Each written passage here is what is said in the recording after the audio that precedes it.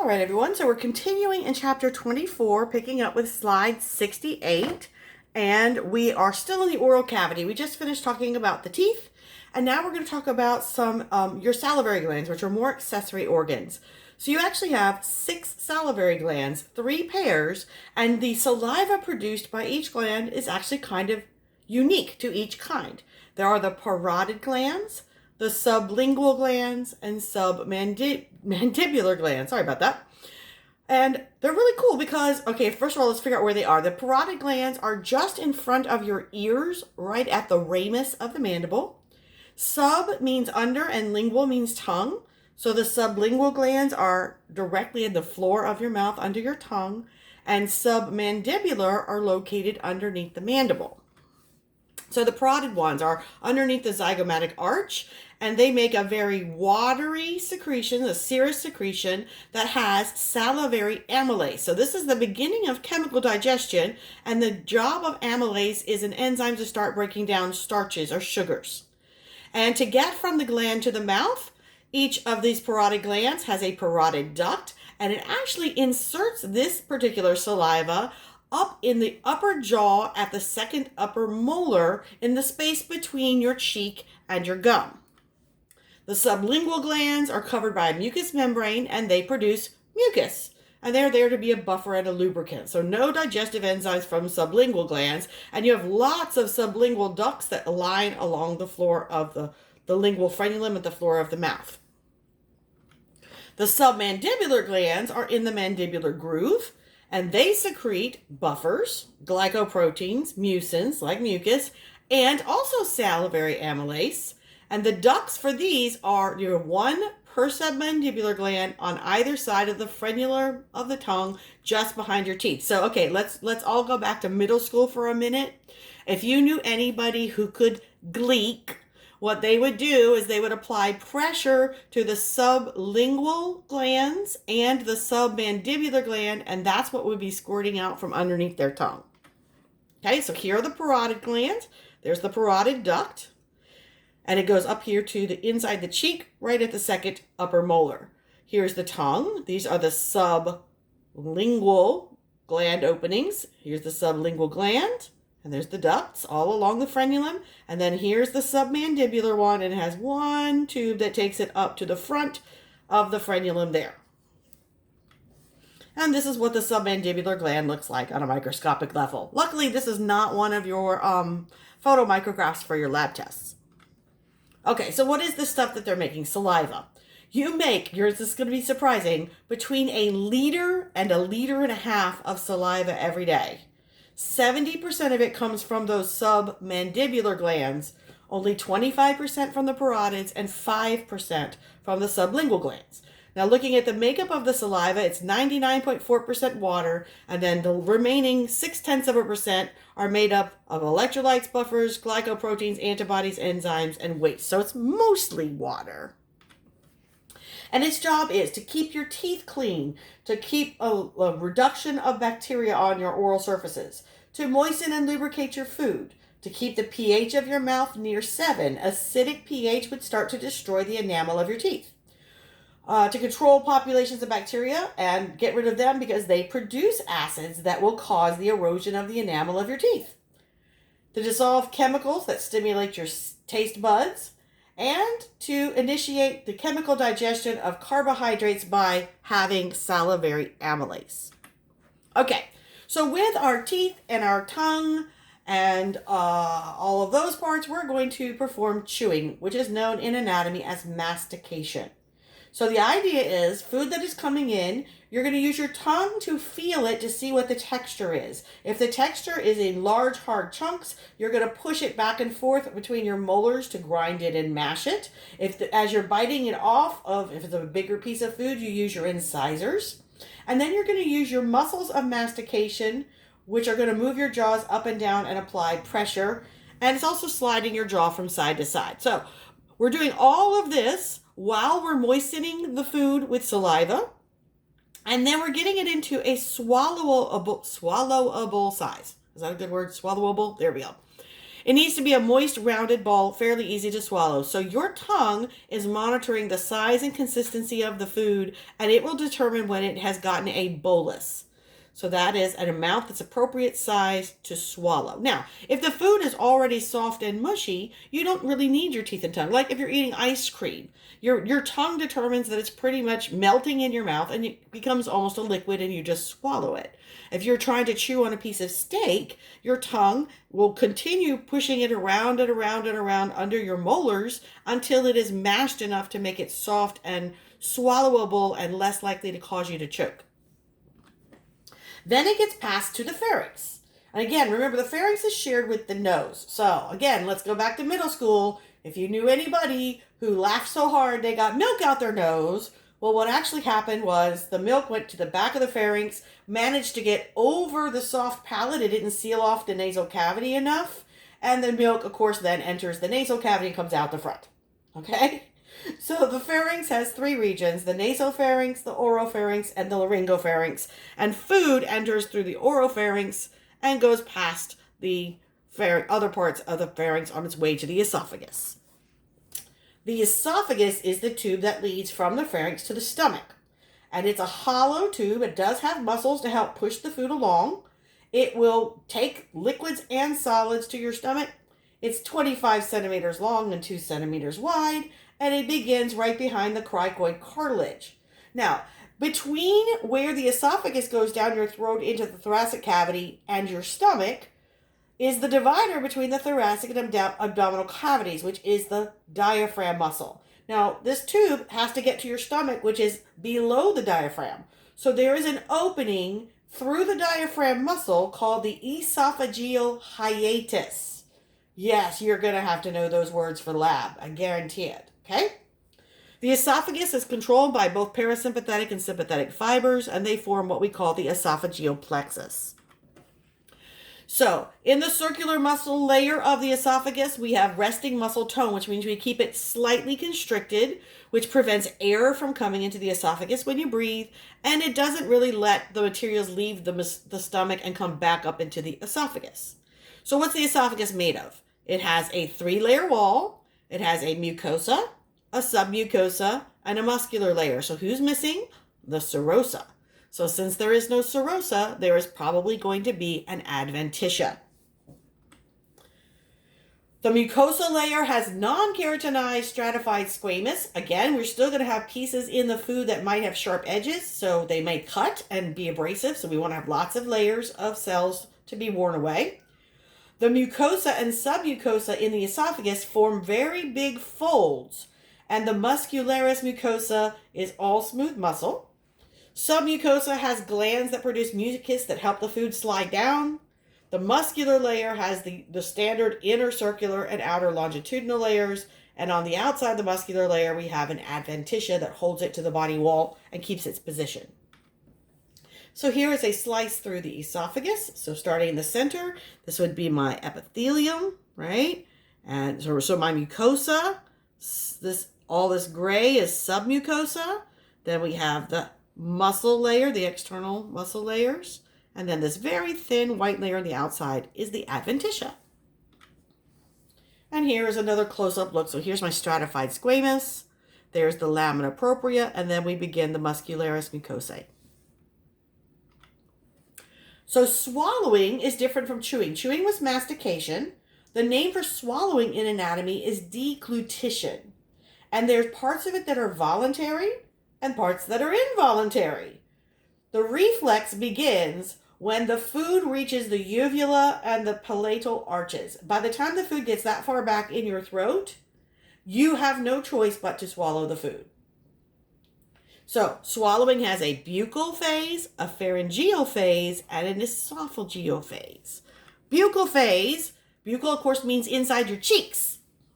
So the buccal phase begins when the compression of the food against the hard palate. So you lift your tongue up and you push the food up against the hard palate, and it begins to slide past the hard palate to the soft palate. This is the only part that's actually voluntary. You can stop this before the food gets back there and you won't have to swallow it. Okay? The pharyngeal phase is after the food comes in contact with the palatal arches and the posterior pharyngeal wall. You lift the larynx and you fold the epiglottis over the airway. You also have the uvula and the soft palate lift up to block the nasal passage, hopefully, so food doesn't go up into your nose. And now the food is at the back of your throat. It actually starts to slide down. This part is involuntary. So once we get the food past the soft palate, it's going to be swallowed. The esophageal phase is when it gets past the opening to the larynx, and we contract the pharyngeal muscles to get it through the entrance to the esophagus, and then it can start to be pushed along by the smooth muscle in a peristaltic wave in the muscle in the walls of the esophagus. And then it eventually enters the stomach. Now, at the bottom of the esophagus, before it gets to the stomach, we have the lower esophageal sphincter. So this is a circular valve-like muscle that will open when the food arrives and then seal up to try to keep the stomach acid in the stomach and not allow it to enter up into the esophagus. So now we've reached the stomach.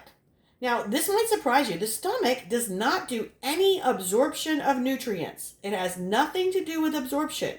Its entire job is to completely mash up the food with its muscular contractions, to mix it with hydrochloric acid, to activate some protein enzymes, and to make sure we kill any bacteria that's coming in that could be harmful.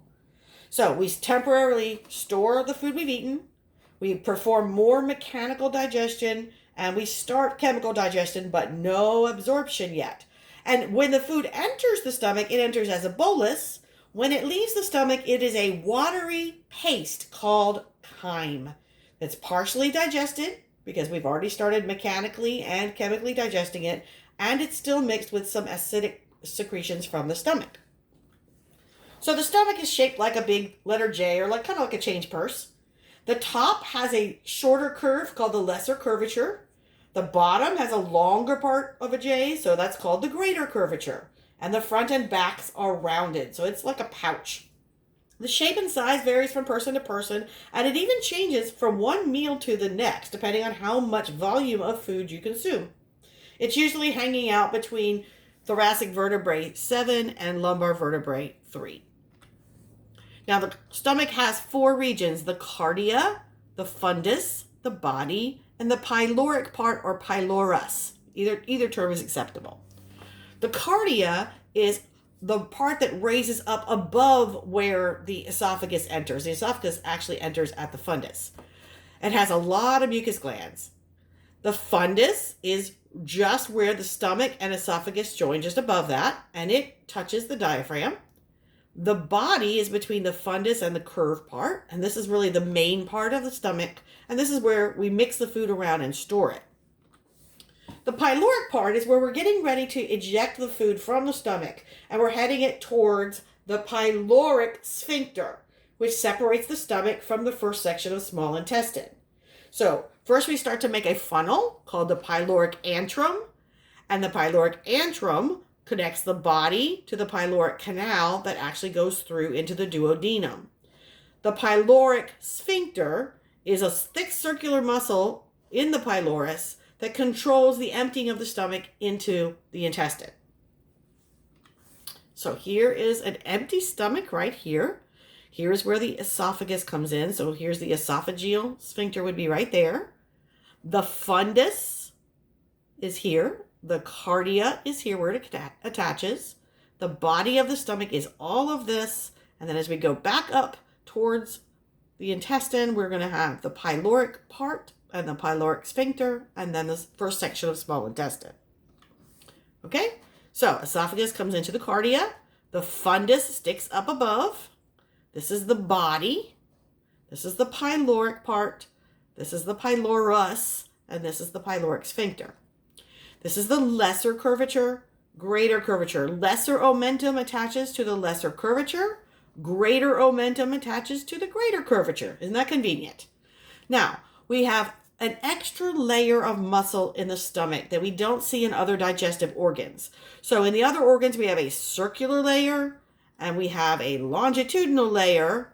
But in the stomach, we add in they have the longitudinal here, we have an oblique layer that is interior to the circular layer. This allows us to move the stomach in all possible directions while it is churning, so that we mix the food with the enzymes in the stomach as we're creating the enzymes. A lot of the enzymes are created as proenzymes that need to be cleaved, and the thing that makes them be cleaved means to be cut. And once they're short and cut, that's when they're active. And sometimes what actually cuts them is being in an acidic environment.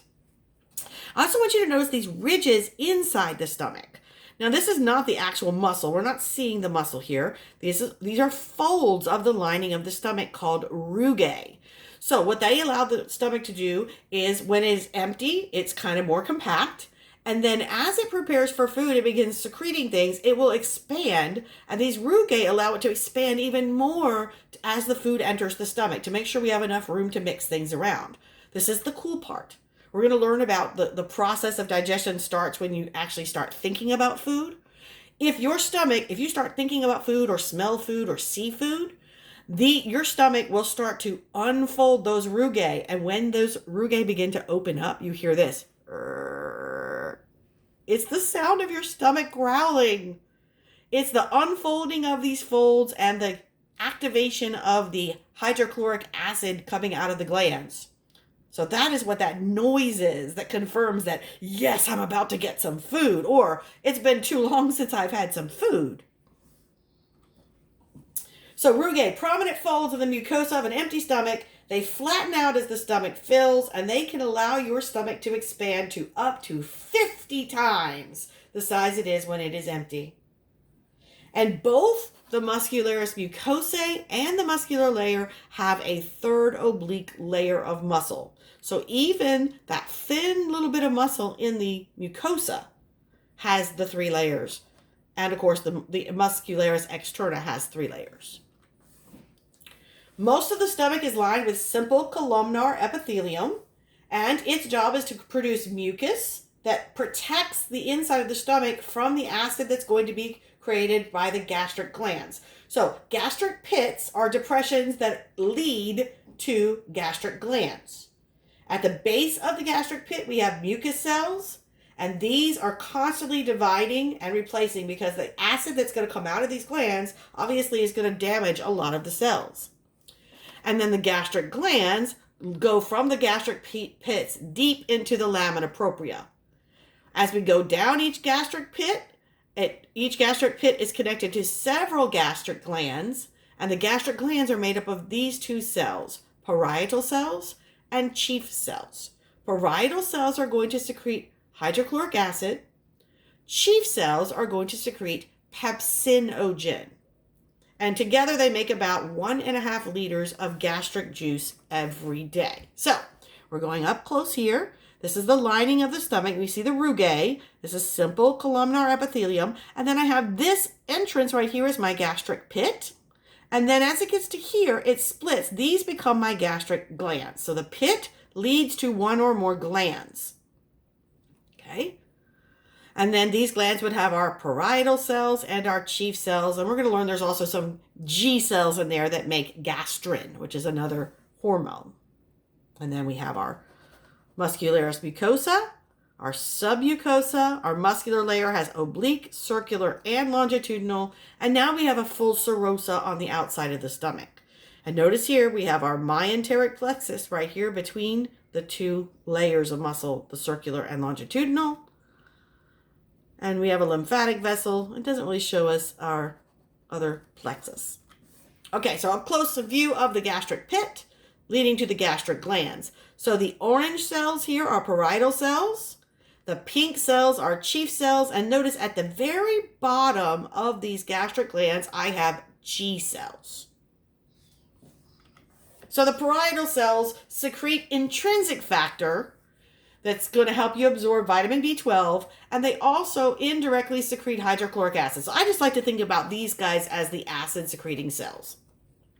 The chief cells, which are the most, secrete pepsinogen. Now, if you've been listening to my teachings, you know that ogen means that this is an inactive proenzyme that needs to be cut to be activated. And so you usually take the ogen off with another enzyme, or in this case, hydrochloric acid. And then pepsinogen gets made into pepsin. Now, pepsin should remind you of peptide because it starts to cut the bonds in proteins. So it's one of our enzymes that's going to help us start to chemically digest protein. This is the first time we've started to work on protein, right? We had salivary amylase start breaking down starch in the mouth. Some lipase can maybe start on fats, but proteins start in the stomach. And this is showing you how you end up with hydrochloric acid. I'm not going to ask you anything about this pathway, by the way. Now, a new baby has some unusual things that are produced by its stomach.